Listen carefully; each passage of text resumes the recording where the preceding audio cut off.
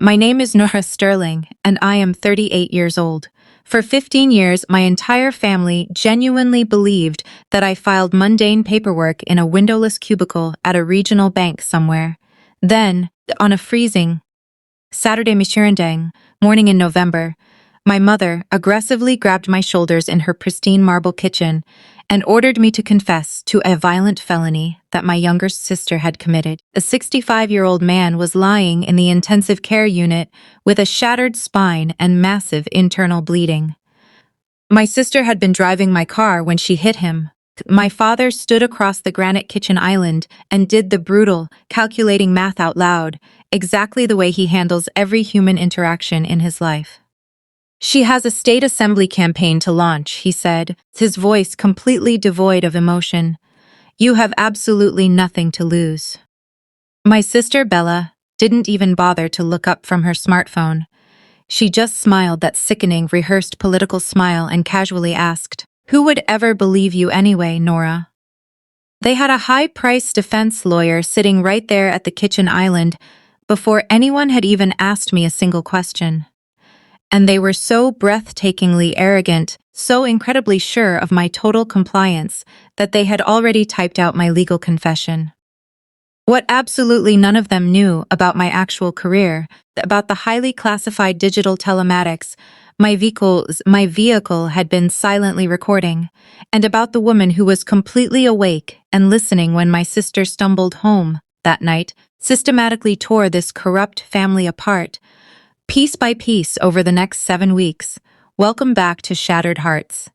This is the exclusive space where the quiet, compliant people finally step up to the microphone and tell the devastating stories their families spent years ensuring nobody ever heard. If you have ever been the one your family maliciously underestimated, stay with me, drop a comment below, and be sure to subscribe. Because the absolute devastation I rained down upon that courtroom is a masterclass in patience. I drove 5 hours to Blackwood County strictly because a 10-year-old boy had asked me to. My nephew, Leo, texted me in late October. He said he was turning 10, he was having a space-themed birthday party, and he begged me to please come. He put a little rocket ship emoji at the end of the text, and for me, that was enough. I hadn't been back to the Sterling family estate in almost 3 years. The sprawling, imposing house looked exactly the same, which felt like its own specific kind of insult. Massive, ostentatious white columns that my father couldn't truly afford, but never stopped paying for. A massive, professionally printed banner hung draped over the front porch that read, "Bella Sterling for State Assembly," in the exact same icy, piercing shade of blue as my sister's eyes. Inside the cavernous front hall, there rests a heavy antique silver bowl on a mahogany side table. Every single set of car keys in the family goes directly into that bowl the absolute second you walk through the heavy oak door. My mother, Eleanor, started that rigid tradition when I was 8 years old. She charmingly called it Southern's hospitality. In reality, it was strict inventory control. She needed to know exactly who was trapped in her house at all times. I dropped my keys into the silver bowl, exactly like everyone else. In the formal living room, there is a massive gallery wall of professionally framed family photographs. I am featured in exactly 8 of them. The absolute newest photograph of me is from a generic college graduation that occurred 15 years ago. After that specific frame, the gallery wall just seamlessly goes on without me. Vacations I wasn't invited to, galas I didn't attend, nobody maliciously planned the wall that way. That is the part normal people fundamentally fail to understand about toxic families. Nobody sat down at a war table and officially voted me off the wall. They just completely forgot to include me, and then they grew perfectly comfortable with my absence. My father, Richard, found me standing quietly by the catered buffet and aggressively introduced me to a local county commissioner and a wealthy man who owned a chain of car dealerships. "This is our oldest, Nora," my father said, casually waving his Scotch glass in my direction. "She does something involving data entry at a bank upstate." The county commissioner nodded politely, his eyes instantly glazing over with utter disinterest. I shook his hand, offered a warm, practiced smile, and said it was very nice to meet him. And I let the demeaning lie stand, because I always let it stand. I had been letting their condescending assumptions stand for so incredibly long that it had entirely stopped feeling like an active decision. Being completely invisible was the one and only thing this family ever permitted me to be good at. And I had gotten very, very good at it. By 11 p.m., the lavish birthday party had finally thinned down to the stragglers and the heavy drinkers who simply refused to leave.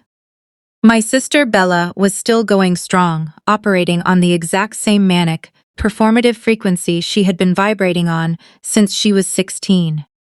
She possesses a face that inherently knows exactly where the camera is, even when there isn't a single lens in the room. She had been drinking heavy red wine. Not of massive amount by her own staggering standards, but enough to make her speech slightly clipped, which is its own damning sentence. Somebody in the kitchen suddenly remembered that a massive stack of promotional campaign yard signs was still sitting out in the damp storage barn past the property tree line.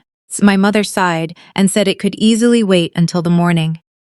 Bella instantly snapped that it absolutely could not wait, because an important campaign volunteer was arriving at 7 cleansed a.m. sharp to collect them, and she adamantly refused to look disorganized. That is the exact word she used. Disorganized. I said my quiet goodnights and retreated upstairs to the guest room. It is the second door on the left at the top of the sweeping staircase. The claustrophobic room with my old, squeaky twin bed, and a closet completely stuffed with my mother's discarded winter furs. You can hear everything happening in the front hall from up there. You always could. I heard the keys violently shift in the antique silver bowl, that distinct, flat, metallic rattle, and I heard the heavy front storm door aggressively click shut. I lay in the dark and thought about absolutely nothing at all. I read a novel on my tablet for a while. At approximately 5 minutes to midnight, I distinctly heard the heavy mechanical groan of the garage door rolling up and then slamming back down. And then, 2 hushed voices in the kitchen directly below me, low, urgent, and frantic. The exact way people talk when they are desperately trying not to wake someone up. It didn't sound like a drunken argument. It sounded exactly like rapid, tactical arranging.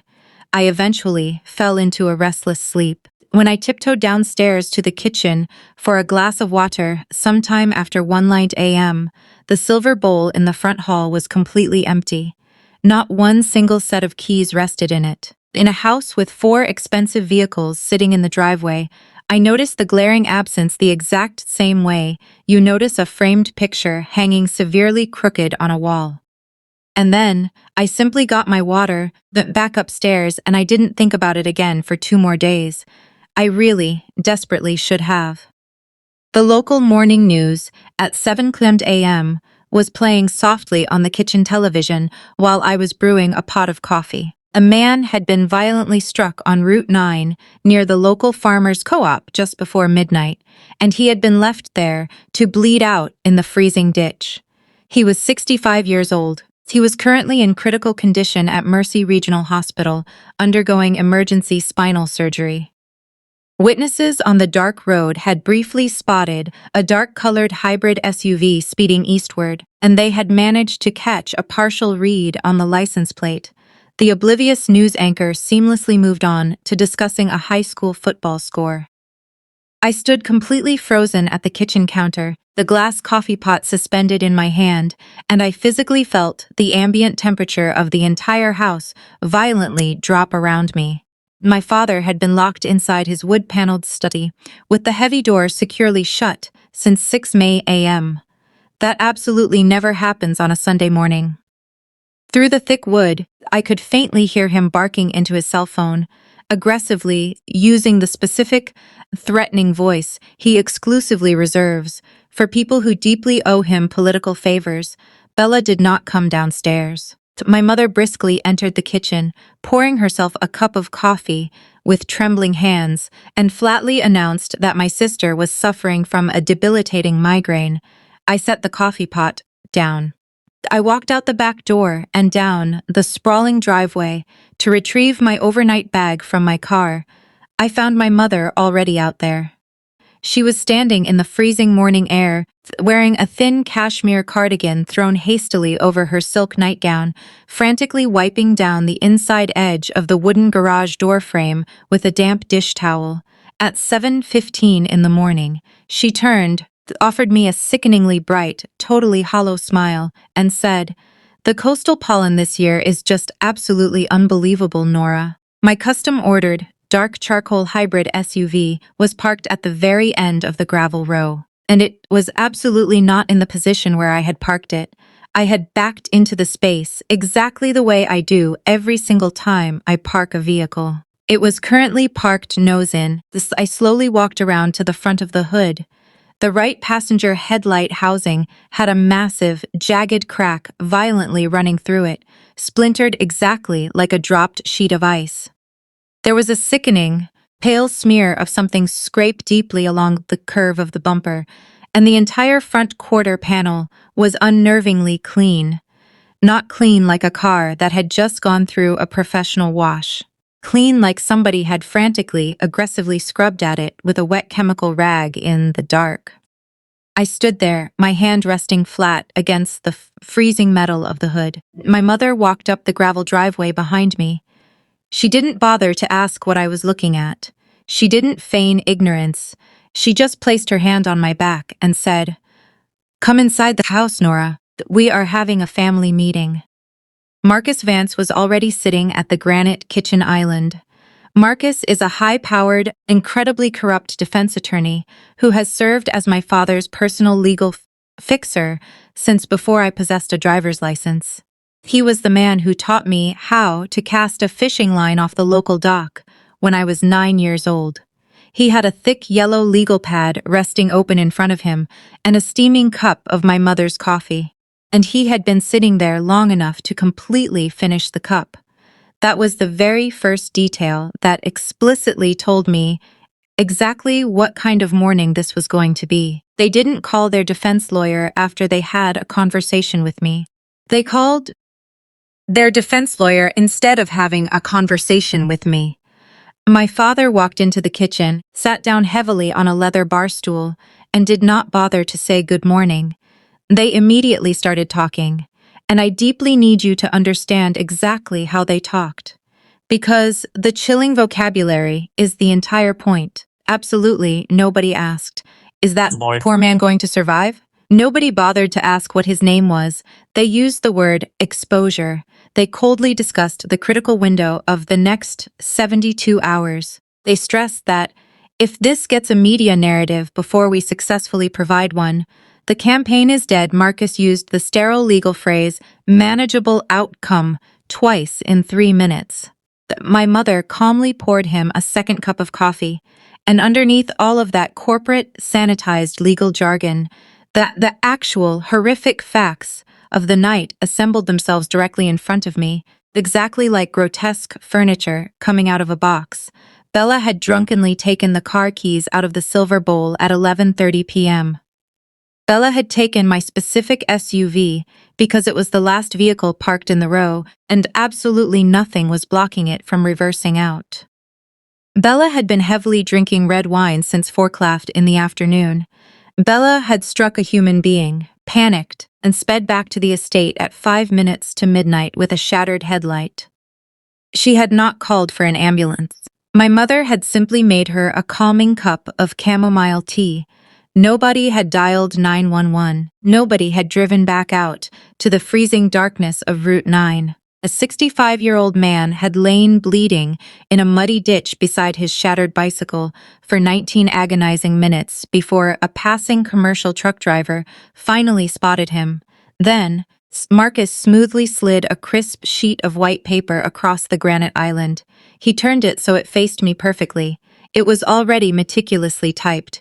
It was already legally dated. It was a confession. My confession. I read the document twice. The words blurred together. It stated that I had borrowed my own vehicle to run a late-night errand. It claimed that I had been completely unfamiliar with the dark, winding country roads. that explicitly stated that I had struck an unknown object, severely panicked and fled the scene in a state of shock. Somebody had literally put the damning word panicked into my mouth at 6 o'clock in the morning. My mother slowly walked around the granite island and took firm hold of both my shoulders. She looked deeply into my eyes with vastly more maternal warmth than she had shown me in 3 entire years, and she said it plainly, effortlessly, exactly like she was asking me for a simple favor. "Just say you were driving, Nora." I stared at her. I asked her if she truly, fully understood the magnitude of what she was casually asking me to do. She smiled a soft, poisonous smile and said she understood perfectly, and that is exactly why it had to be me. I had no husband to consider. I had no children to protect. I had absolutely no political campaign to launch. And I had a mundane, dead-end job that nobody in the family could even accurately name. My father didn't even bother to stand up. He looked at me across the counter, pushed his expensive reading glasses up the bridge of his nose, and laid the destruction of my life out the exact same way he lays out a corporate budget line. "She has a massive political campaign, Nora," Richard stated, his voice like grinding stones. "You have absolutely nothing to lose." And there it was. The entire toxic family ledger condensed into one single devastating sentence, spoken out loud in front of a hired attorney, and not one single person sitting at that kitchen island so much as flinched. Bella finally sauntered into the kitchen then. She was wearing an oversized cashmere sweatshirt, her blonde hair piled into a messy bun, absolutely no makeup on. She casually poured herself a glass of fresh orange juice while I looked at my parents and firmly told them no. I said it exactly once, my voice perfectly even, and then I said it a second time, because the first refusal simply didn't seem to register in their arrogant minds. Marcus held up his hands in a placating gesture and suggested, "We should all just take a deep breath."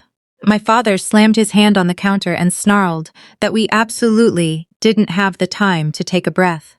And my sister, my golden child sister, leaned casually back against the marble counter with the crystal glass of juice in her hand, and she looked at me the exact same way you look at a disobedient dog performing a trick badly. She wasn't even angry, which was infinitely worse. She smirked and said, "Who would ever believe you anyway, Nora?" I picked up my wool coat off the back of the dining chair. I got exactly as far as the kitchen doorway, and then my father said one more thing, and it completely paralyzed me with my hand resting on the wooden frame. "Bella already gave her official statement," Richard said, his voice dripping with triumphant malice. "This morning at 7 a.m. when the local police canvass called. Your name is already in the police report." I slowly turned around. Marcus refused to make eye contact with me, staring intently at his legal pad. That is exactly how I knew it was absolutely true, and that is exactly how I knew he had personally helped draft the lie. She had confidently told a canvassing police investigator that her older sister was visiting from out of state. That her sister had specifically asked about the highway on-ramp locations earlier that evening, that her sister had taken the keys and gone out around 11:30 p.m. It wasn't a direct accusation. It was vastly more lethal than a direct accusation. It was a helpful, innocent detail provided by a highly cooperative, upstanding political family. I stood frozen in that doorway and did the brutal, terrifying arithmetic they were absolutely certain my mediocre brain couldn't process. The vehicle is legally registered entirely in my name. The terrified witnesses saw a dark SUV and accurately reported half of my license plate. I was sound asleep, completely alone in a guest room, with absolutely no one to corroborate my alibi, and the very first person to confidently hand the police a cohesive story permanently owns the structural shape of that story. Everyone who arrives after the fact is simply viewed as a desperate liar, disagreeing with the established facts. My father was intently watching my face as I worked the horrific equation out, and he genuinely thought what he saw flashing across my eyes was sheer terror. It wasn't fear. It was icy, absolute recognition. I had spent the last 15 years of my life building a highly classified career in federal cyber intelligence. I have stood inside federal courtrooms and watched desperate people get convicted of crimes they didn't commit. And almost none of those people lost their freedom because of actual physical evidence. They lost their freedom entirely because somebody else got to the narrative first. I slowly took my hand off the doorframe. I walked back and draped my coat over the chair, not because they had won the war, but because blindly fleeing Blackwood County in a panic that morning would have been the absolute single most useful, damning thing I could have possibly done for their narrative. The mysterious, out-of-state sister who came into town for exactly one night, committed a violent hit and run, and immediately fled the jurisdiction like a coward. They knew a version of me that was 15 years out of date. And they had never, not once, bothered to check whether that version had been revised.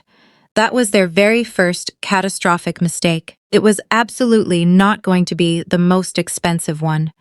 I need to tell you exactly what happened when I was 23 years old, because it forms the entire rotten foundation of the house I grew up in. I failed the rigorous entrance exam for my initial federal intelligence clearance the very first time I took it. Nearly 40% of my recruiting class washed out that specific year. It is a minor, humbling footnote in most successful careers. It happened in July.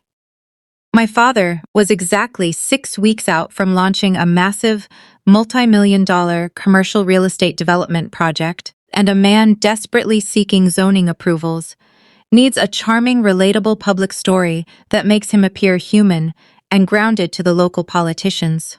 So, at a lavish fundraising dinner at the country club, standing directly in front of 200 wealthy people who buy commercial land and sell political favors, my father laughed into the microphone. He loudly told the entire ballroom that his oldest daughter had gone off to the city, grand delusions of working in Delusion's government intelligence, and completely washed out of the program. He shrugged his broad shoulders, smiled charmingly, and said, "Well, you can't win them all, folks. Some kids just aren't built for the big leagues." The entire ballroom erupted in warm, sympathetic laughter. He masterfully secured the exact humanizing warmth he needed from the crowd. My mother was standing right next to him, beaming with pride at his charismatic delivery. Afterward, in the dark parking lot, I confronted my mother. I asked her how she could possibly stand there and let him publicly humiliate me for cheap political points.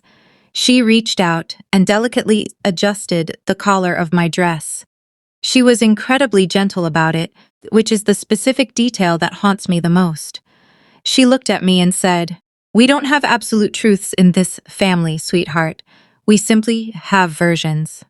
And your father needed a version tonight." I quietly retook the federal exam in February. I passed in the top 1% of the nation.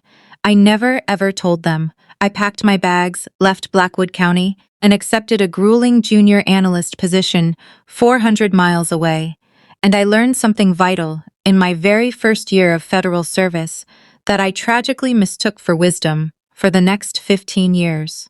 If you simply don't tell people anything about your life, they cannot take anything away from you. So I completely stopped telling them things. I stopped correcting my father's demeaning jokes about me being a glorified filing clerk.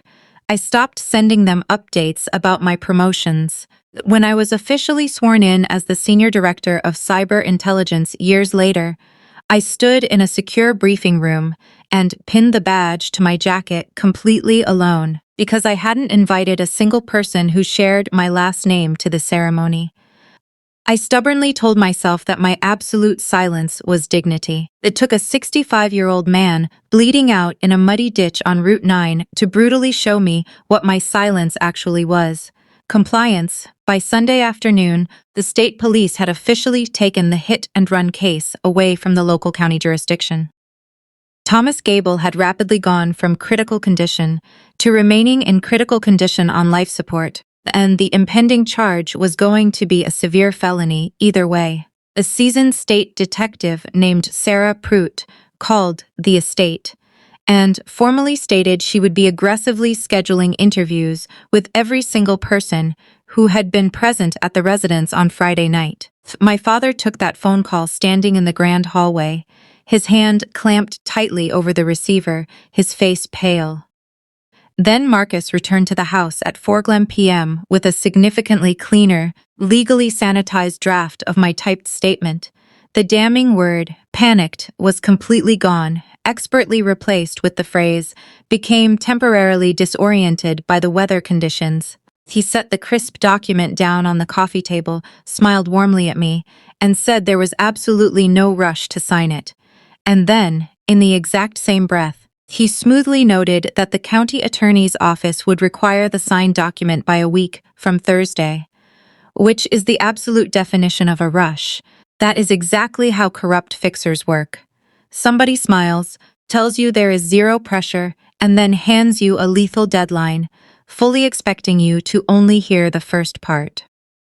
I walked out to the freezing back porch and dialed a highly secure number. I called a woman named Evelyn Reed, a ruthless federal defense attorney I had worked alongside on a massive cyber-terrorism case 9 years earlier and whom I had never forgotten. I told her absolutely everything in about 4 concise minutes. Evelyn asked exactly 2 questions. She asked whether I had said a single word to any local investigator yet. I told her I hadn't. She asked whether I had physically touched my vehicle since discovering the damage. I told her only the metal of the hood. Good, Evelyn said sharply. Do not touch the vehicle again. Do not be alone in a room with any of your family members. I am canceling my docket, and I will be there on Tuesday morning. I sat on the freezing porch after we disconnected the call and stared down the long driveway at my SUV. There was one massive technological reality inside that vehicle that absolutely none of my family knew existed. My car had been meticulously, digitally recording every single metric since the exact moment somebody had pushed the ignition button. And the massive problem, the entire suffocating problem for the next 5 weeks, was that I couldn't simply walk down the driveway and extract the data myself. Ordinary people think a modern luxury hybrid is just a car. It isn't. It is a highly advanced, unblinking digital witness that does not care who pays the monthly insurance premiums. Mine is a custom 2024 model, and it silently executes 3 specific functions that absolutely nobody thinks about when they steal keys from a silver bowl. First, it seamlessly keys the driver profile directly to the specific fob being used, automatically adjusting the seat tracking, the steering column, and the mirrors to physically fit whoever is holding it. Second, it aggressively seeks out and pairs to any known smartphone via Bluetooth automatically, and it meticulously writes that digital handshake into an encrypted log. Third, it possesses a highly advanced event data recorder, EDR, that violently wakes up the absolute millisecond the exterior sensors feel a hard enough impact. It permanently saves the 5 seconds of telemetry on either side of the crash. Speed, brake pressure, throttle percentage, exact steering angle. I had walked down the driveway and sat in the passenger seat on Monday morning, leaving the door wide open and keeping one foot firmly planted on the gravel. I reached over, turned the main digital screen on, and did absolutely not touch anything else. The active driver profile was set to guest. The driver's seat was tracked exactly 4 inches forward of where my legs require it to be. And deeply buried under the communications menu, in the hidden list of paired devices, there was a specific iPhone that absolutely hadn't been there on Friday morning, Bella's iPhone, connected at exactly 11:31 p.m. Violently disconnected at 11:57 p.m., I stared at that glowing digital screen for a very long, terrible moment, and then I powered the screen down, got out of the passenger side, closed the heavy door, and did not extract one single byte of data from that vehicle. I need to be incredibly clear about why, because it is the absolute most important tactical decision in this entire story. I am a senior director for the Federal Bureau of Investigation, so I have personally ordered evidence thrown out of federal court for vastly less contamination. If I extracted that encrypted data myself, directly out of my own vehicle, as the primary person the corrupt local police were about to formally accuse, every single hour of the subsequent trial becomes a defense attorney attacking my hands. At breakfast the next morning, Marcus casually mentioned that the family would graciously take care of getting the shattered headlight repaired so I wouldn't have to worry about the cost. There was a private, discreet auto body shop 2 towns over that could take the SUV quietly on Wednesday morning. I smiled politely and told him that was incredibly thoughtful of him. Then I walked upstairs, locked the guest room door, and called my premium auto insurance company. I spoke to the claims adjuster in the flattest, most oblivious customer service voice I possess. I calmly informed them that my vehicle may have been unfortunately involved in a severe incident while in the unauthorized possession of another driver. I stated that legal liability was currently highly unclear and that I urgently wanted an official claim opened and the vehicle strictly preserved in its exact current physical and digital condition pending a state police investigation. It took exactly 11 minutes. The senior adjuster placed a hard legal preservation hold on the vehicle's VIN before I even went down for lunch.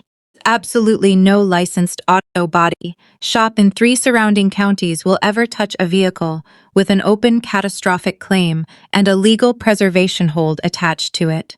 Because they do not get paid by the insurance, and they do get sued into oblivion, nobody in my house had to be explicitly told no. There was simply, from Monday afternoon onward, absolutely no legal way for them to fix that shattered headlight, no way to vacuum the interior for forensic evidence, and no way to electronically command that driver's seat to move back 4 inches. It was the most boring bureaucratic thing I did all month. It was also a lethal trap. My father found out about the block on Tuesday afternoon because the discreet body shop frantically called Marcus to cancel the appointment. He didn't scream about it at dinner. He calmly passed me the roasted asparagus, asked me a mundane question about the weather upstate, and he looked at me for about 1.5 seconds longer than a normal person looks at their daughter. I have spent 15 years watching hostile targets rapidly recalculate during federal interrogations. You can actually see the mental gears grinding behind their eyes, something they had confidently filed under settled quietly, dangerously moves back into the open threat column. He was slowly starting to wonder whether the pathetic, compliant daughter he had written off as a failure 15 years ago was actually the dangerous person standing in his kitchen. But he didn't ask. Asking would have required him to genuinely believe there was something about me worth knowing. My mother casually refilled his wine glass and complained about the caterer, and everybody blindly agreed that the service was terrible. On Wednesday morning, I drove to Mercy Regional Hospital. I sat quietly in the surgical ICU waiting room for 2 grueling hours in the corner, and I did not tell a single soul who I was. Because I wasn't anyone in that room, and I had absolutely no moral business being anything else. Thomas Gable's wife was sitting in the rigid plastic chairs by the window. Her name is Martha. She had a faded canvas tote bag with a crossword puzzle book in it that she never once opened. A tired ICU nurse came out to update her on the spinal swelling, and Martha did exactly what terrified people do with medical staff. She desperately tried to make the shattered body in the bed a human being instead of a chart. She softly told the nurse that Thomas had proudly run the local bookstore on Main Street for 30 years, and he could recommend the perfect novel to a stranger just by talking to them for 5 minutes. She said their house needed a new furnace, $1,800, and Thomas had stubbornly decided in August that he would commute on his bicycle every single night until Christmas to save the difference, because that is exactly the kind of man he is. He decides to sacrifice, and then he just quietly does it. She said he always wears his reflective helmet. He always wears the bright yellow helmet, she repeated twice to the exhausted nurse, as if the helmet was a desperate argument. She simply needed to keep winning against the universe. And on the cork board right by the waiting room coffee machine, pinned squarely between a flu shot clinic notice and a local church bulletin. Somebody had proudly pinned up one of my sister's glossy campaign flyers, her flawless face, that practiced, blinding smile, the piercing blue background. And printed underneath it, in stark white capital letters, was the slogan her expensive political consultant had focus grouped in June: accountability for Blackwood Kankakee. I looked at the poster for a very long time. Then I stood up, put a $5 bill in the vending machine, bought Martha Gable a terrible cup of black coffee she didn't ask for, set it gently down on the table next to her, and I walked out before she could even ask me what my name was. Thursday morning, I drove into town to see Marcus Vance completely alone at his plush law office above the local pharmacy, because there was still a tiny, naive version of the world left in my head where a decent man who had taught me how to fish had simply gotten swept up into a panic and desperately needed one honest conversation to find his moral footing. He has a framed photograph on his mahogany wall of himself, my father, and two other wealthy men holding up a massive stringer of fish at the lake in 2005, and I am visible in the very corner of that photograph, 11 years old, dutifully holding the heavy landing net. He poured me a cup of coffee in a mug that jokingly said, "World's okayest golfer." I told him the absolute, unvarnished truth, not speaking as a suspect, not speaking as a federal agent. I told him about the silver bowl, the missing keys, the altered seat position, and the exact timeline of the garage door. And Marcus listened. He listened exactly the way he used to listen, when I was a kid trying to explain a tangled fishing knot, nodding along sympathetically, offering a gentle smile, letting me get all the way to the very end of the story. And when I finally got to the end, he slowly set his coffee mug down on the leather coaster, and he said, "Sign the typed statement, kiddo." He said it incredibly kindly. He smoothly explained that the county district attorney was entirely prepared to be reasonable. That, with my clean record and absolutely no prior offenses, it would result in a deferred sentence, just some light community service. That in 18 short months, it would be completely expunged, nothing but invisible paperwork. He looked me dead in the eye and said, "It is the only version of the story that successfully saves everybody, Nora." The man who had patiently taught me how to cast off a wooden dock was quietly, soothingly explaining to me exactly why I should willingly accept a violent felony conviction to protect my sister's political ambitions. And he genuinely, truly thought he was being generous. And resting on the massive desk squarely between us was a yellow legal pad. Clipped to the very top of it was a printed memo slip featuring a distinct letterhead I instantly recognized, because I had read it on dozens of local background checks. During my courtroom investigations, the office of the Blackwood County District Attorney. Robert Calder. Rob Calder was my father's very first major campaign donor back in 2008. Evelyn Reed had flown into town that Tuesday and quietly taken an anonymous room at a cheap motel out by the interstate highway. The afternoon I returned from Marcus's corrupt office, she aggressively made me recite the entire sequence of events out loud again while she took furious notes in a legal shorthand I couldn't read upside down, which I heavily suspect is entirely on purpose. Then she set her pen down, looked me in the eye, and told me exactly where I actually stood in the legal battlefield. And it was vastly worse than I had let myself put into actual words. 1, Evelyn stated, checking off her fingers. The absolute millisecond you pull any digital data out of that vehicle yourself, you instantly become the accused party, directly handling your own exculpatory evidence. Any competent, halfway decent prosecutor will turn the rest of the trial into a brutal conversation about your hands tampering with the files. 2, she continued, the ordinary, logical door for reporting all of this. The county district attorney's office is currently occupied by a man who has been sitting at your father's wealthy elbow since before you were legally allowed to vote. An explosive file like this can easily sit in a corrupt office like that for a very long time without anyone technically doing anything explicitly illegal. 3. and she was incredibly careful with this final point. You currently hold a highly classified senior commission with the Federal Bureau of Investigation, which explicitly means you do not get to be clever here, Nora. You cannot make a single phone call to anyone you know at the Bureau. You say absolutely nothing to any local reporter, ever. You do nothing that could ever, in any universe, be described as a federal agent aggressively leaning on a local state case. Every single ordinary advantage that a connected person in trouble has, you must hand back at the door. I stared at her. So I have the absolute truth, and absolutely no safe way to move it into the light. Evelyn capped her pen. Digital data gets aggressively challenged in court all day long. Chain of custody, remote tampering, spoliation. I've done it myself and completely won cases on it. Then she leaned forward and said, the exact thing I have thought about every single week since. A physical witness testifying under oath is an entirely different animal, Nora. Sooner or later, this corrupt case is going to desperately need your face.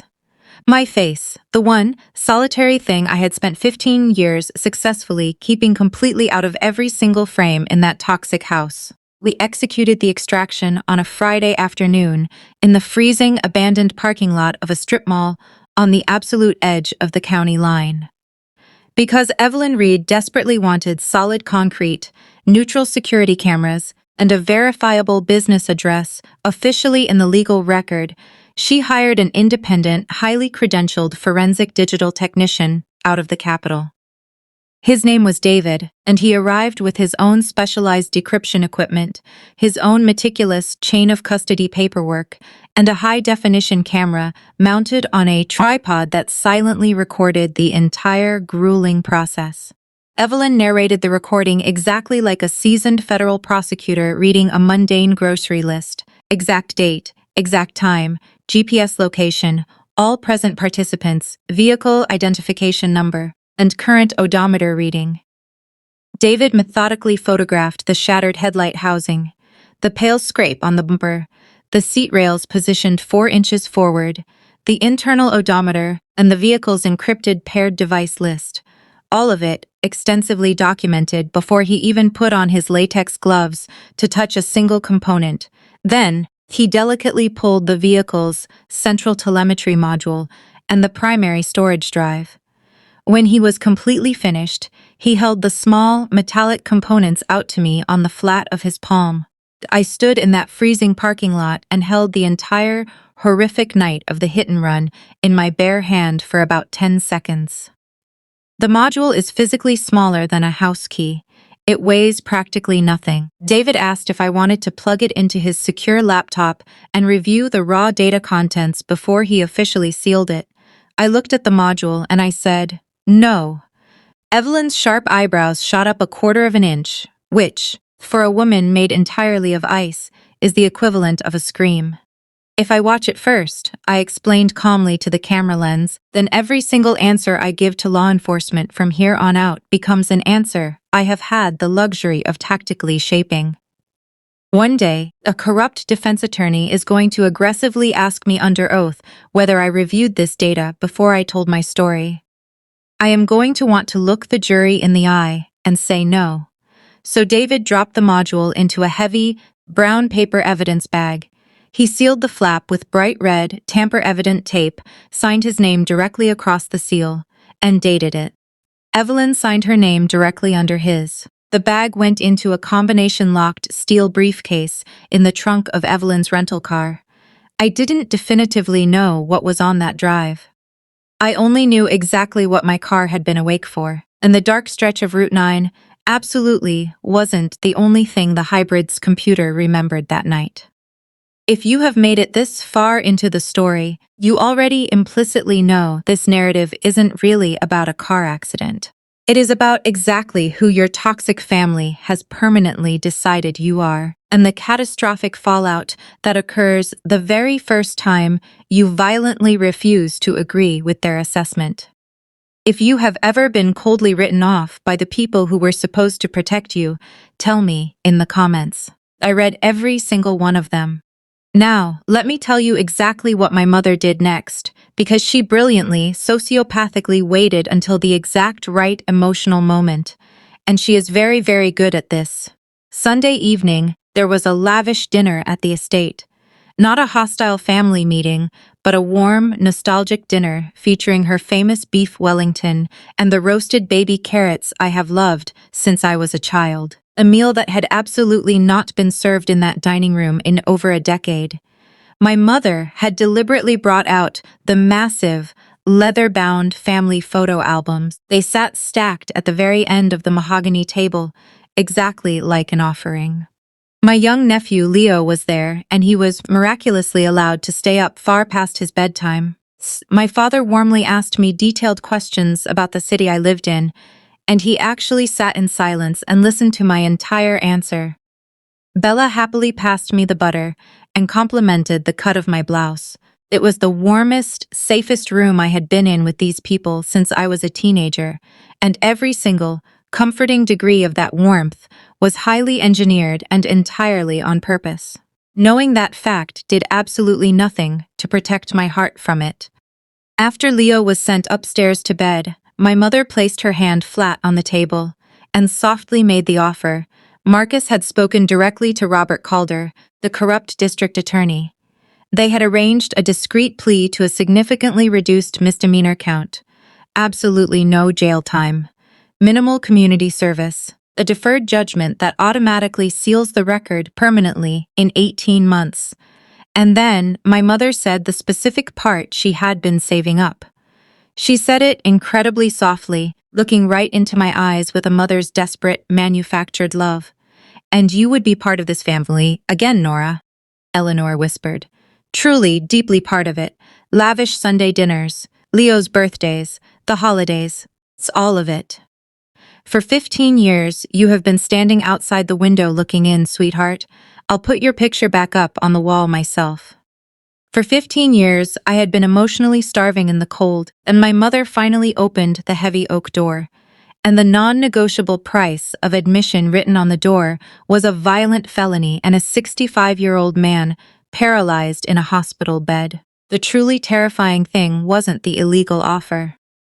I have been offered vastly more dangerous things by international cybercriminals in much worse rooms. The terrifying thing was sitting at that beautiful table, smelling the beef Wellington, actively feeling how much the broken child inside me still desperately wanted to accept the deal.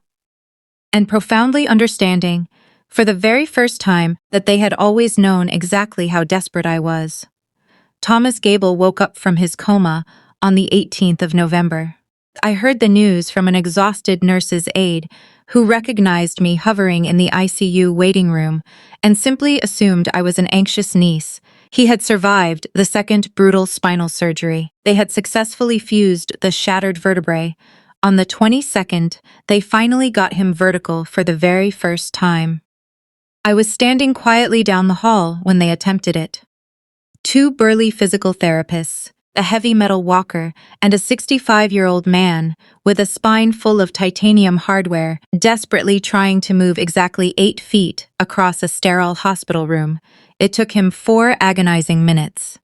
When he finally collapsed exhausted into the chair, he made a breathless joke I couldn't quite hear, and both physical therapists laughed warmly. His wife Martha stood in the doorway with both hands clamped over her mouth, sobbing. My father had confidently told me I had absolutely nothing to lose. I stood in that bleached hospital hallway and silently counted exactly what Thomas Gable had already lost. 30 years of proudly standing in his bookstore, completely gone. The surgeons were openly stating he would permanently require a cane, and he would absolutely never work a full 8-hour shift again. $1,800 for a residential furnace he was desperately trying to save for, while riding a bicycle in the freezing rain in November. 19 minutes bleeding alone in a dark ditch. And on my way out of the hospital, the television bolted high up in the corner of the waiting room was broadcasting my sister. Bella was standing at a wooden podium, directly in front of the county municipal building, wearing a somber navy blazer. She was telling the assembled local reporters that her family was recuperating entirely and fully, with the state police investigation, and that her heart and daily prayers were entirely with the Gable family during this tragic, difficult time. She had found exactly the right, delicate catch in her throat. I have watched hundreds of federal informants testify under extreme duress. If I hadn't known the truth, I could not have told you her grief was entirely fake. The political press conference wasn't a defense. It was the final nail in the frame job.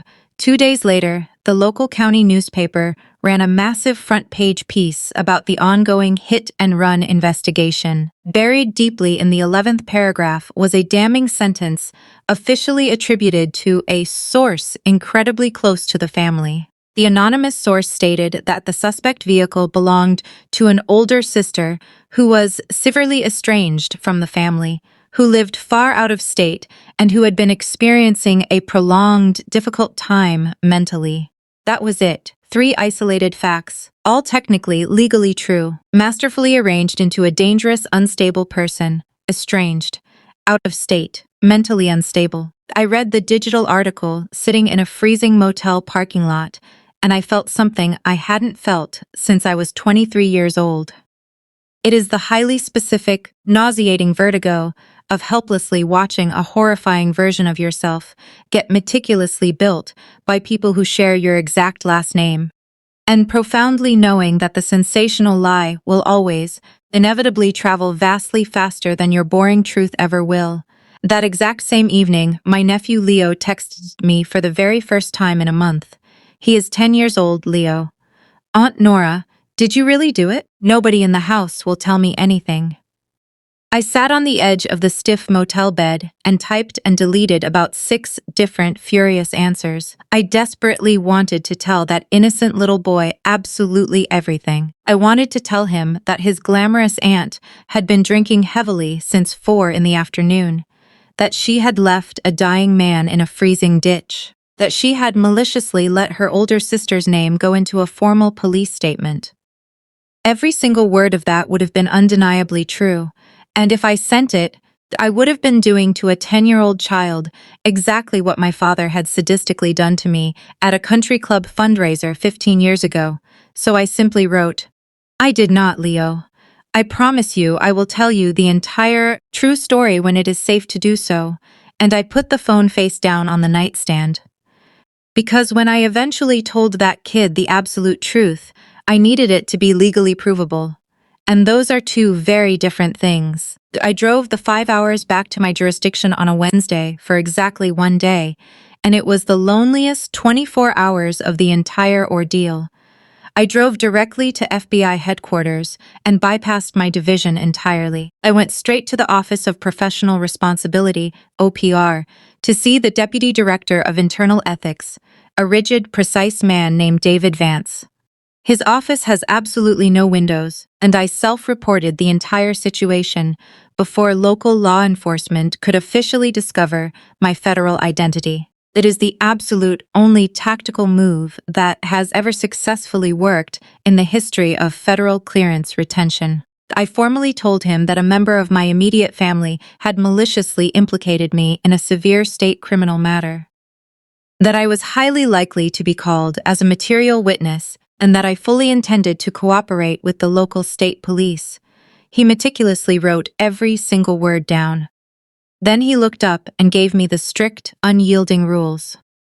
They were the exact rules Evelyn had warned me about, and the rules I had desperately been hoping the Bureau would slightly soften. I do not identify myself by my federal office or title in connection with any local investigation. I absolutely do not contact anyone at the county attorney's office, the state police, or any local court in any capacity other than as a private citizen represented by outside counsel. I make absolutely no public statements of any kind. If a reporter calls my phone, I hang up. "You deeply understand, Director Sterling," Vance said, his voice flat, "that in actual practice, this explicitly means you will have significantly fewer options to defend yourself than an ordinary civilian. Not more." "I understand," I replied. Before I left the federal building, I stopped by my corner office. The lights were off. I stood there in the dark for a long minute. My official director's credentials and my service weapon were locked in the biometric safe where they always belong. I have worn that badge for a long time, and it has never, not once, made me feel like the powerful, ruthless person my family blindly assumed I was incapable of being. It has only ever felt like a profound, heavy thing I borrowed from a serious institution, and that I had better take immaculate care of. I locked the office door and drove the 5 hours back to Blackwood County with one suitcase and absolutely no title at all. Whatever horrific thing came next, I would be facing it as nobody in particular, which, luckily for my survival, was the exact role this toxic family had been rigorously training me for my entire life. Thursday came, and I absolutely did not sign the typed confession. There was no screaming match. There was no theatrical scene. I simply sat in my mother's opulent living room and calmly stated that I would not be signing a single piece of paper. My father sharply folded his newspaper, refused to look at me, and said, "All right." And that was the entirety of the conversation. Then, the massive estate started to systematically close me out, one room at a time, in the most polite, Southern way possible. Friday morning, my mother casually mentioned over breakfast that my aunt was coming through town and would desperately need the guest room I was occupying. So, I packed my bags and moved to the Whispering Pines motel out by the loud interstate, a dismal place that boasts 40 damp rooms, a broken waffle machine, and a depressing view of a commercial grain elevator. Monday morning, a certified letter arrived from Marcus's law firm on heavy legal letterhead. Addressed directly to Evelyn Reed, it explicitly stated that his firm officially represented the entire Sterling family. It stated that any wild suggestion that Bella Sterling operated the hybrid vehicle was completely contradicted by the unified family's recollection of events. And it stated, in a deeply sinister sentence that took me 3 full readings to fully appreciate the malice of, that the family would, if legally necessary, clearly describe how the vehicle had been made available to another driver that evening by its owner, with full knowledge of the driver's intoxicated circumstances. There it was, the ultimate lethal pivot. If I stubbornly refused to be the driver who hit the man, they would unanimously, happily make me the negligent sister who willingly handed the car keys to a drunk. Same felony neighborhood, slightly softer paperwork, but my name going into the criminal database either way.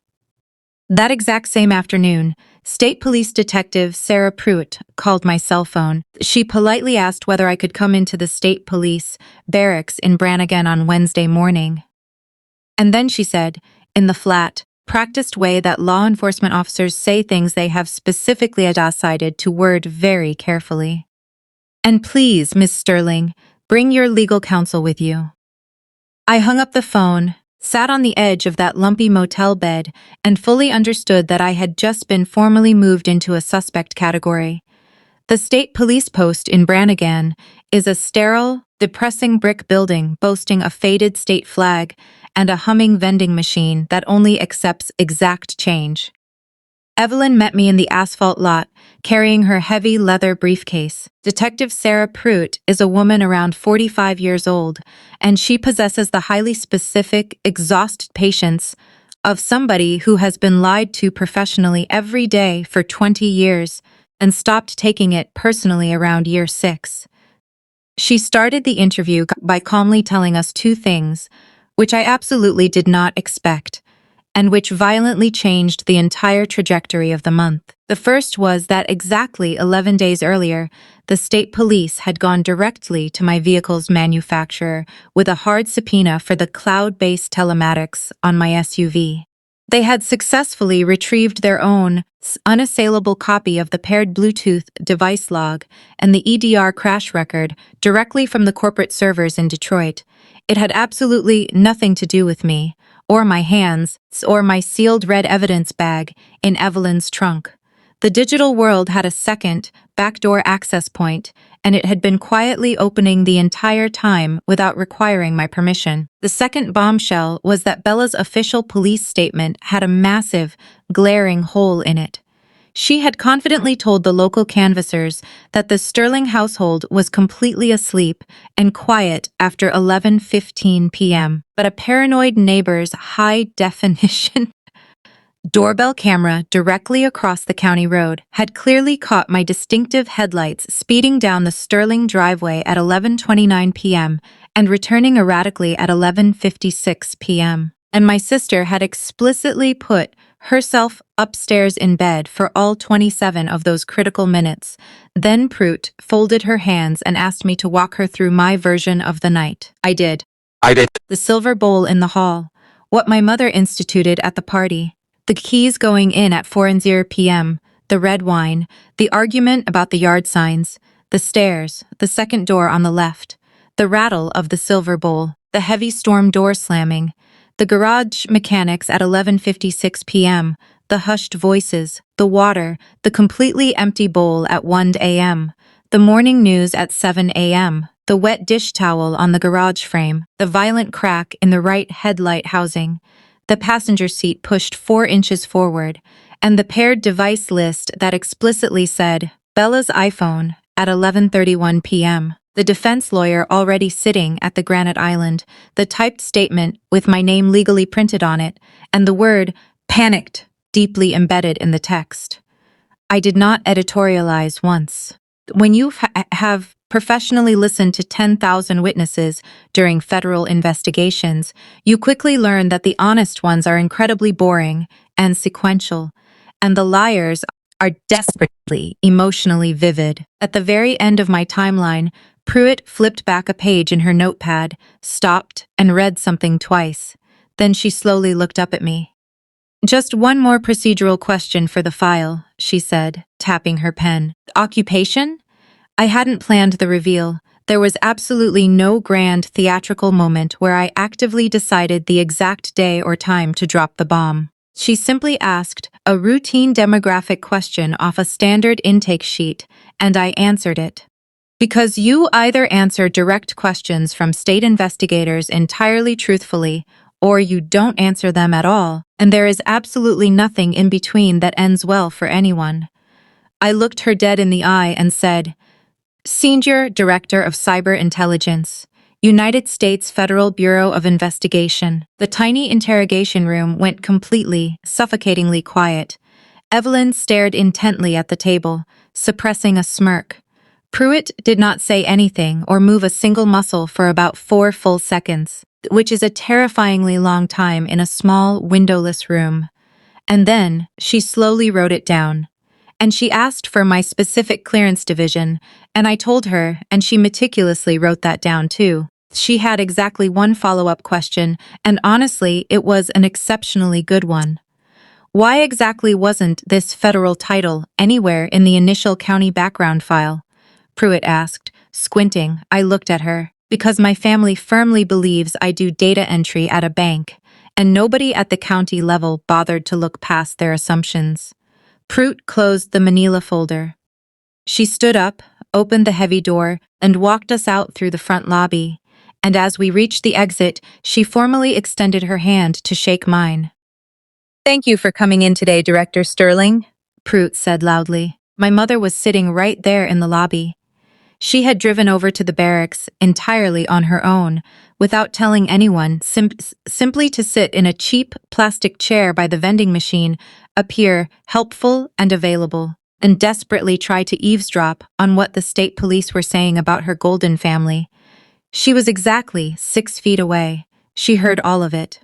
Director Sterling. I watched my mother's face do something I have seen 1,000 times from desperate targets across an interrogation table, and never once from her. It wasn't maternal pride. Pride looks entirely different. It was frantic, sociopathic recalculation. It was the exact, horrifying expression of a person violently moving an item out of the liabilities column on a spreadsheet and desperately trying to work out exactly how much power it might be worth in the asset column. She whispered my name once. I didn't acknowledge her. I kept walking. In the freezing parking lot, Evelyn unlocked the rental car, looked over the roof at me, and asked if I was all right. I stood there with my keys in my hand and said, "Who would ever believe you anyway?" Evelyn smiled grimly. Well, Nora, I think we're about to find out.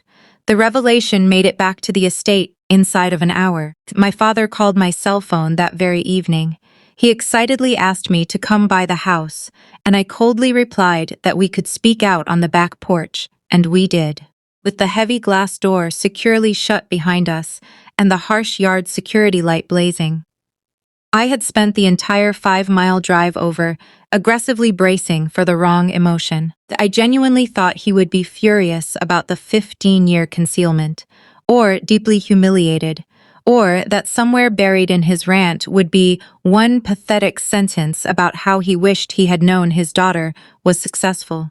My father was absolutely delighted. He sat down in the wicker patio chair, slapped his knee, and said my position was remarkable. He said it twice. And then, he instantly started working the angles. Did I understand exactly what this massive revelation changed? A senior FBI director, his large hands were actively moving now, orchestrating the spin. A senior FBI director who nobly takes personal responsibility for a tragic, unavoidable accident, who steps forward to protect the community, who absolutely doesn't hide like a coward behind her federal badge. He excitedly pitched that the entire media narrative could be completely reframed inside a week. He confidently stated that Robert Calder, the corrupt DA, could easily be brought along to manage the plea deal. He said the ugly story immediately stops being a wealthy family covering up a crime for a political candidate and brilliantly transforms into a dedicated family of public servants facing a tragedy with honor. And Bella's polling numbers go up, not down, he promised. Because middle-class voters love and forgive a powerful family that owns its mistakes, he had effortlessly found a way to spend my federal commission. 15 years of completely ignoring what I did for a living, and inside of 1 hour of knowing the truth, he had run the brutal appraisal. And the ultimate answer was that I was worth vastly more to him as a criminal confession with a federal title attached to it than I had ever been worth as a daughter. I sat on the cold porch rail and let him finish his entire, breathless pitch. That was the exact moment I permanently stopped hoping. Not in the kitchen with the typed confession, not the letter, not the leak. It turns out, hope is the absolute last thing they take from you, and they don't even take it on purpose. They just say what they actually think out loud, and then it's gone. 2 massive legal things happened that week. On Tuesday, District Attorney Robert Calder gave a formal, cowardly statement to the local newspaper.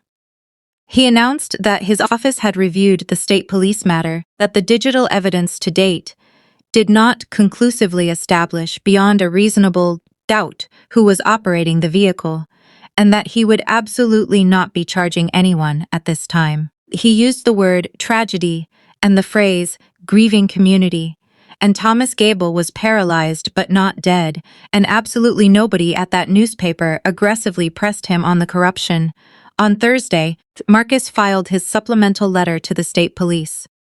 4 members of the Sterling family were legally prepared to state under oath that I had explicitly made my vehicle keys available to my sister that evening, with full, prior knowledge that she had been drinking heavily. 4 people. My father, my mother, my sister, and because they desperately needed a 4th corroborating witness, and she happened to be staying in the guest room, my Aunt Beatrice, who had been passed out asleep since 9 p.m. Evelyn laid the grim reality out for me in a vinyl booth at the diner next to the motel. The state police had a flawless digital file, but a state criminal case gets prosecuted by the local county attorney.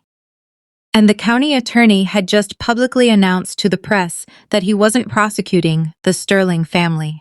The only thing in the legal world that overrides a corrupt man like Robert Calder is a record so completely clean and so undeniably public that not charging your sister becomes vastly more expensive politically than charging her. Evelyn said quietly, sworn, public testimony on the court record from the one single person in that house whose technological account definitively contradicted the other 4, and who had absolutely nothing to gain by giving it. It has to be you, Nora, Evelyn said, tapping her coffee mug. and it has to be out in the open. Or this doesn't happen at all, which is when I finally, truly understood the devastating shape of the last 5 weeks. There was only one door left in this entire rotting house, and it only opened from the inside. Let me stop right here for a second, because I want you to actively sit with the terrifying question I had to sit with alone that night. If telling the absolute truth cost you your entire family, not just an argument, not a bad Christmas dinner, but all of it, permanently, would you still step up to the microphone and tell it? Don't answer too fast. Put it in the comments. I'll tell you exactly what I chose, and exactly what it cost me. She came to the motel on a Sunday night entirely alone. She was wearing an old oversized sweatshirt with the hood pulled down. She had driven her own car and parked it securely around the side by the ice machine, and she had absolutely no cell phone in her hand. I have never, in my entire adult life, seen my sister without a screen in her hand. I let her into the dreary room, and she sat on the absolute edge of the cheap desk chair. For about 10 minutes, she was a person I had genuinely never met. She talked about being 16. She talked about the summer. All her high school friends went to a lake house, and she was forced to go to elite media training in the capital, because our father had aggressively secured her a slot through a political friend. She talked about exactly how she was rigorously taught to hold a bright, hollow smile for a photographer's third try.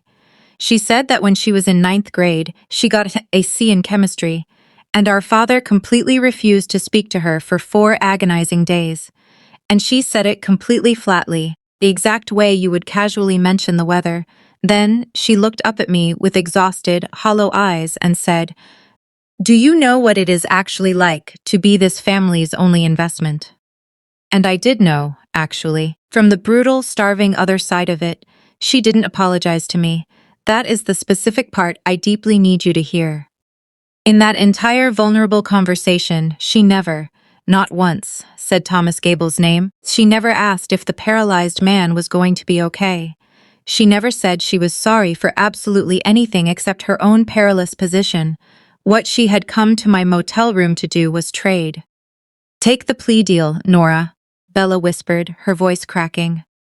"You are strong enough to survive being the family failure. You have been successfully doing it for 15 years. I'm not. I will not survive this." For about 1 minute, sitting on that motel bed, I could clearly see the terrified sister I might have actually had if this family had been in any other business besides optics. Then she stood up to leave, and on her way past the motel window, she automatically checked her reflection in the dark glass, smoothed her hair, and the ruthless political campaign came rushing back into her face exactly like a bright light switching on. They officially set the final legal meeting for Wednesday at 11 a.m. in the conference room directly above the pharmacy, and absolutely everybody came. My father in a tailored suit jacket, my mother with her designer handbag clutched securely in her lap, Bella in the signature navy political blazer coming straight from a morning radio interview, Aunt Beatrice and Marcus at the very head of the heavy mahogany table with a manila folder, and inside that folder rested the third, highly sanitized version of my confession. And directly beside it, set out perfectly square on the wood, was a heavy black fountain pen with the cap already removed. I have thought a lot about that uncapped pen. Marcus had deliberately uncapped it before I even walked into the room. That is the distinct, arrogant hallmark of a man who has never, not once, been told no inside his own office. Evelyn Reed sat down next to me and calmly opened her leather briefcase. I reached out and picked the heavy fountain pen up. I did. I want to be entirely honest about it. I held it in my fingers, feeling the cool metal. And then, I set it back down on the table, pushed it exactly 3 inches away from me, and I said, "No," in a voice I didn't even have to raise. Then, Evelyn started reading. At exactly 8:40 that morning, we had formally filed with the Office of the State Attorney General a sworn, federal affidavit from me detailing absolutely everything I have told you. The silver bowl, the missing keys, the manipulated car seat, the paired Bluetooth device, the garage door at 5 to midnight, the ambush at the kitchen island, and the typed fraudulent statement attached directly to it was a formal, legal request for the immediate appointment of an independent special prosecutor. On the grounds that the county district attorney possessed a highly documented 32-year political and financial relationship with a primary person of interest. Attached securely to that was a meticulous chain of custody affidavit from David, the forensic tech, and a transfer receipt for one sealed, red-taped evidence bag delivered that very morning to the state police headquarters. My father choked out my name. My mother shrieked my name 3 separate times in 3 completely different registers as I walked all the way to the heavy door. The sharp, commanding one. Then the soft, pleading one. Then the terrified, high-pitched one from when I was small. I didn't turn around. 15 years I had played the quiet, compliant failure of the Sterling family, and that pathetic woman violently died in that doorway on a Wednesday morning. I completely left her sitting at the conference table with the uncapped pen. That night, something small slid silently under the door of motel room 14, an envelope. No postage stamp. My mother's unmistakable calligraphy. There was absolutely no letter inside it. There was only a photograph. It was a picture of me at 8 years old, sitting on the grand front steps of the estate in a bright red winter coat, happily holding a golden retriever we had owned for 2 years. And on the back of the photograph, written in blue ballpoint ink, it simply said, "Kitchen. Tomorrow 9 a.m. Come alone, please." She had heavily underlined the word, "please."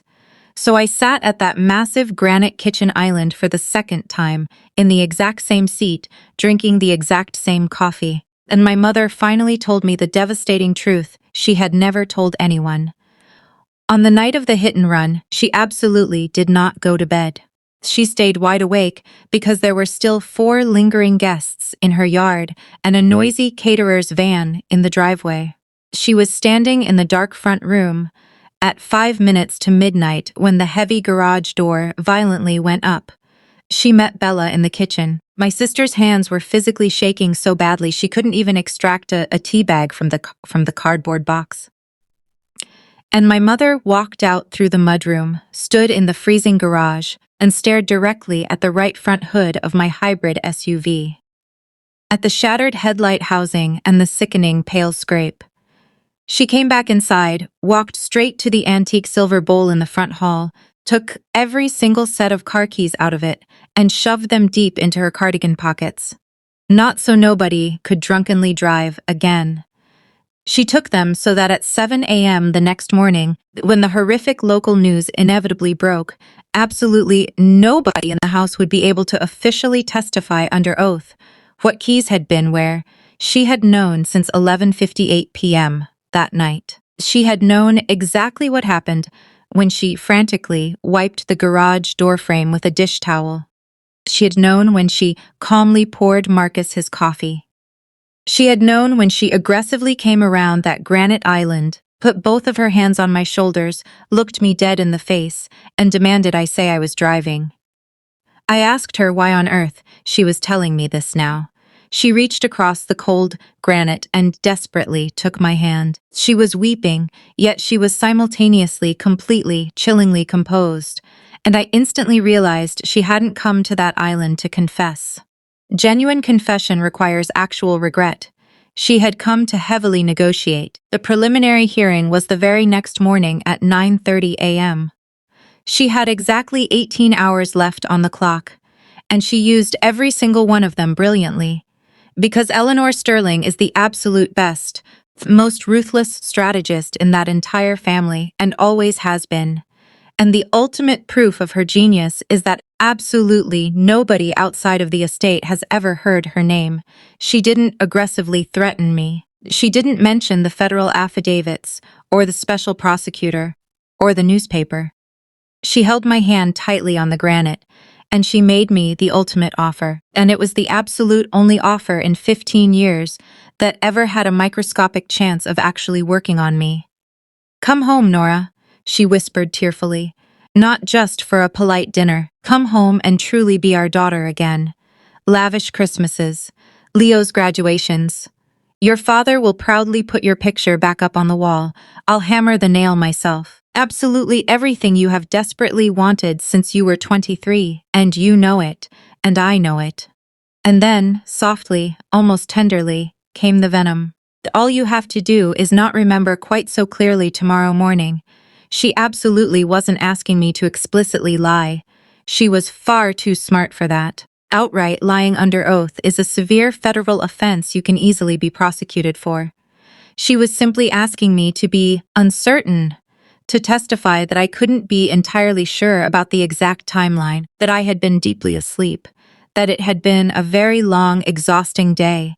Absolutely nobody would ever be able to legally touch me for expressing reasonable doubt.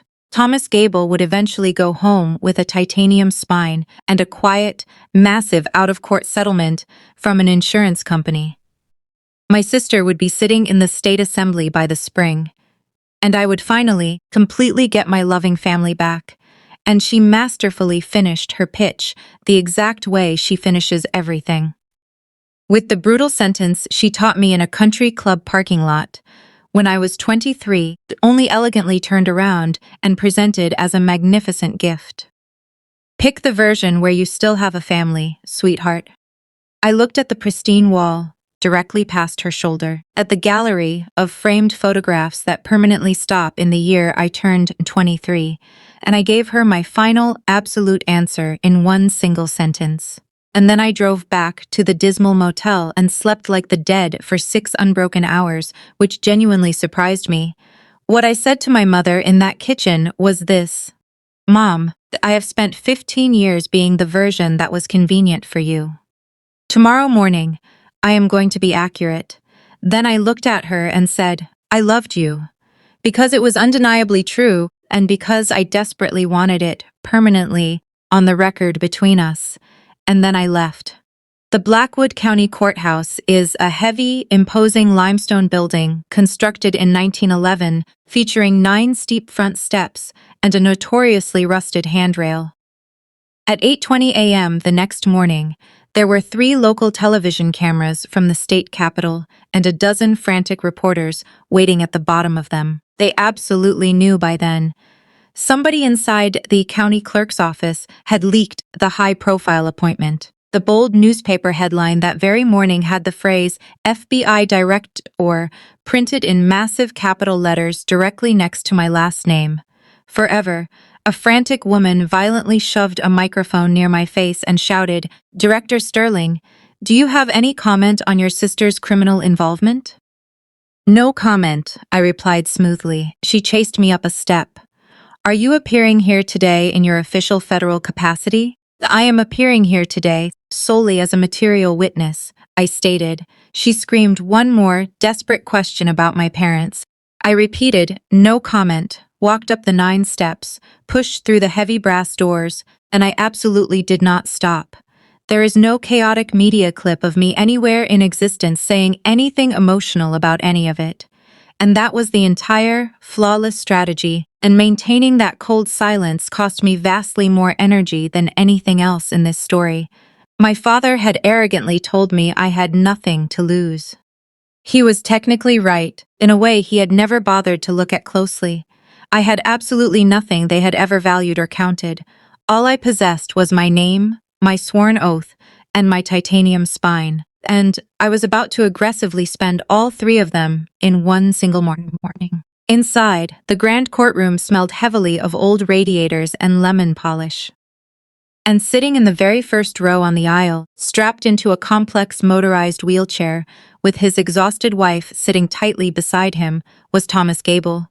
The appointed special prosecutor was a sharp, unrelenting man named Grant Ellery, brought in 8 days earlier, directly out of the state attorney general's office. He possessed the lethal, brilliant gift of asking incredibly short questions. I was formally sworn in at 10:15 a.m. I sat down in a hard wooden witness chair in a room with a massive ceiling fan that loudly clicked exactly once every rotation. And I told the truth in absolute, sequential order: the silver bowl in the front hall, the red wine at the party, the screaming argument over the yard signs, the stairs, the second door on the left, the rattle of the bowl, the storm door slamming, the heavy garage mechanics at 11:56 p.m., the hushed voices, the completely empty bowl at 1 a.m., the morning news at 7 a.m., the wet dish towel on the garage frame, the violent crack in the headlight housing, the seat track pushed 4 inches forward, and the encrypted paired device list that explicitly read, Bella's iPhone, at 11:31 p.m., the defense lawyer already sitting at the granite island. The typed statement with my legal name on it, and the word panicked written inside it, which somebody later cowardly changed to became disoriented. I did absolutely not editorialize once. David, the forensic technician, had testified right before me and officially placed the sealed evidence bag into the court record. Red tape, signature, date, and opened directly in front of the court clerk. His extracted data was matched line for line, perfectly, against the manufacturer's own cloud telematics that the state police had independently pulled weeks before I ever handed a single byte of data to anybody. Then, Bella's high-priced defense attorney confidently stood up for cross-examination. He was incredibly good, and he aggressively went exactly where I would have gone. He smugly asked the courtroom how an intelligent, close-knit family could possibly fail to know that their own beloved daughter sat as a senior director for the FBI. He said it twice, dripping with the exact right amount of theatrical disbelief. He deliberately turned toward the crowded gallery when he said it, because he desperately wanted the room to hear how absolutely absurd my story was. And he was right. It was deeply absurd. I let the ceiling fan click twice. Then I looked at him and said, because I deliberately helped them not know for 15 years. I made it incredibly easy for them to ignore me. That is my personal share of the blame in this tragedy, counselor, and I have finished paying it. He frowned and aggressively asked me to clarify what I meant, and sitting directly behind him at the defense table, my sister started talking back to her own lawyers. Here is a brutal truth I have learned from 11 years of operating around federal criminal courtrooms. People who are highly coached for television cameras are the absolute worst legal witnesses alive. Because a camera never, ever interrupts you. And a judge's courtroom does absolutely nothing else. Her lead attorney frantically whispered for her to sit down. She completely ignored him. She arrogantly stood up at the defense table in her crisp navy blazer. She held her hands out, palms up, the exact rehearsed political gesture she uses at the end of a victorious stump speech, and she desperately started to reframe reality. She loudly complained that this tragic accident had been twisted into a malicious witch hunt. She declared that her sister had been completely alienated from the loving family for years, and that there was vital context. The court simply wasn't hearing. She actually said the word narrative out loud in a court of law, which is a catastrophic thing you can only do if you have never, in your entire sheltered life, actually been inside one. The presiding judge sharply told her twice that she would have her proper legal opportunity to speak. On the third try, she reached the end of the manipulative sentence she had been circling for 7 exhausting weeks, and it exploded out of her at full volume in a room with an active court reporter typing every syllable. "It was one mistake," Bella screamed, pointing at the prosecutor. "It is the specific kind of mistake that wealthy, privileged people like her get to fail at their entire lives, and it traditionally costs them absolutely nothing. I don't get even one. No body moved a muscle." Thomas Gable stared intensely at the scuffed floor. In the third row of the gallery, my mother clamped her hand violently over her mouth. And I honestly don't know, to this very day, whether she was horrified for her golden daughter completely imploding at the defense table, or her invisible daughter sitting perfectly calm in the witness chair. Then the judge gave the ruling, and it was over, in the incredibly flat, administrative way these monumental things are actually over. Probable cause found. Bound over for felony trial. Conditions of bail release severely modified. Immediate surrender of passport. and a sweeping, formal subpoena issued that very afternoon to Eleanor Sterling regarding the location, handling, and deliberate concealment of a set of vehicle keys on the night of November 11th. I sat in that hard wooden chair while the massive room slowly emptied, and I quietly thought about my sister smirking at the kitchen island, arrogantly asking me, "Who would ever believe you anyway?" Under oath, armed with the undeniable truth, and a forensic technician's signature across a tamper-evident seal. Everyone, Bella, that is the entire point of the building. She officially took a plea deal in February to the felony charge of leaving the scene of an accident involving serious bodily injury. 60 days in the county jail, 3 years of strict probation, massive financial restitution, driver's license revoked for a year. She formally withdrew from the state assembly race via a written statement that ran exactly 90 seconds and tearfully thanked her loyal supporters. Marcus Vance is currently under aggressive investigation by the State Bar Association for his unethical conduct in the preparation of a fraudulent statement for an unrepresented party. He has absolutely not written to me, and I do not expect him to. District Attorney Robert Calder abruptly announced in April that he would not seek another political term, and quickly joined a quiet lobbying firm in the Capitol. My parents were ultimately not criminally charged. Special Prosecutor Ellery looked at the evidence incredibly hard and told Evelyn Reed the unfortunate truth, proving beyond a reasonable doubt exactly what my mother did with a set of keys inside her own private house past a jury was simply not a case he could definitively win. I want to be completely honest about how that lack of justice sat with me. It sat terribly for about a month. Then, it completely stopped bothering me. A courtroom is a very narrow, blunt instrument. It was never, ever going to give me what I actually needed to heal. And by the spring, I fully understood that what I actually needed had already happened in that doorway above the pharmacy. The local political party organization quietly slotted a Bland County supervisor into my sister's vacant campaign spot by March, and he is polling perfectly fine. My father still awkwardly holds court at his country club breakfasts. Nothing was magically, spiritually cleansed. That is not what happens in the real world. Thomas Gable went back to his bookstore in December, 4 hours a day, 3 days a week, sitting on a specialized stool they bolted down for him right next to the cash register. The civil side of the lawsuit settled massively with my sister's insurance company in the spring. It absolutely isn't enough to buy back his mobility, but it's vastly more than he would have gotten if I had signed the confession. He bought his new furnace, and then he bought Martha a beautiful glass greenhouse for the backyard. I discreetly stop in whenever I am in the county on federal paperwork, which I still frequently am. And he happily lets me buy a cup of coffee, and then he always stubbornly charges me full price for a hardcover book. The Deputy Director of Internal Ethics officially closed my OPR file in March with a sterile 2-line memo. Director was a fact witness in a local family matter.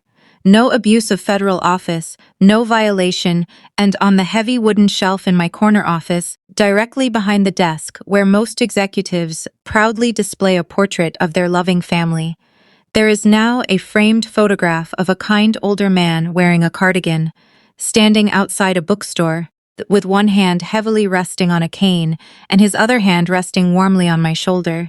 In May, my nephew Leo finally texted me, "Leo, Mom says I'm absolutely not supposed to text you, but nobody will tell me what actually happened." I typed on my screen for a very long time. Then I told him the absolute truth.